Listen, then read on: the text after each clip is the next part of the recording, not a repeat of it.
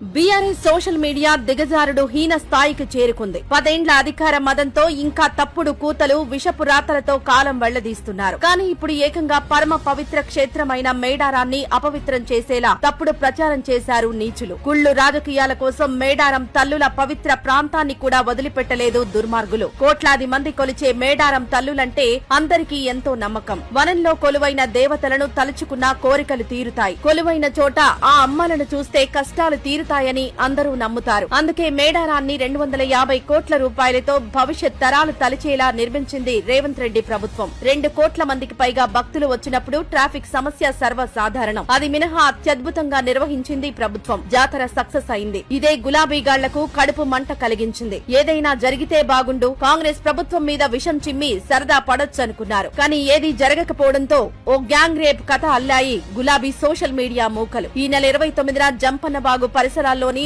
ఓ మామిడి తోటలో 13 ఏళ్ల బాలికపై అత్యాచారం జరిగింది. 5గురు ఛత్తీస్గఢ్ యువకులు చేశారని కూడా తామే నిర్ధారించి తప్పుడు ప్రచారం మొదలుపెట్టారు. ఓ యూట్యూబర్ సన్నాసి దాన్ని రాస్తే మిగతా బీఆర్ఎస్ దండు ఎత్తుకుని ఘోరం జరిగిందని బోగస్ ప్రచారం చేసింది. కనీసం తాము మేడారం తల్లుల ప్రాంతం మీద మకిలి వార్తలు రాస్తున్నాం, నకిలీ ప్రచారం చేస్తున్నాం, ఆ శాపం పాపం తగులుతుందన్న సోయి లేకుండా కొంతమంది బుర్రలేని బీఆర్ఎస్ యూట్యూబర్ గాళ్లు తప్పుడు ప్రచారం చేశారు. దీంతో జాతీయ మహిళా కమిషన్ చైర్పర్సన్ విజయ్ రహత్కర్ ఒక కమిషన్ వేశారు. ఎంక్వైరీ కమిషన్ సభ్యులు ఘటన జరిగినట్లు ప్రచారం జరిగిన ప్రాంతంలో విచారించారు. ఎస్పీ, స్థానిక సీఐ, ఎస్ఐ సహా అధికారులను విచారించారు. ఎక్కడా బాధితులు లేరు, ఆధారాలు లేవు. చివరకు సదరు పాపాత్ముడైన యూట్యూబర్ నాదే తప్పు, నేనే గాలివార్త రాశాను, క్షమించమని కమిషన్ ముందు తప్పొప్పుకొని వీడియో డిలీట్ చేశాడు. దీంతో మేడారంలో ఎలాంటి గ్యాంగ్ రేప్ జరగలేదని కమిషన్ నిర్ధారించింది.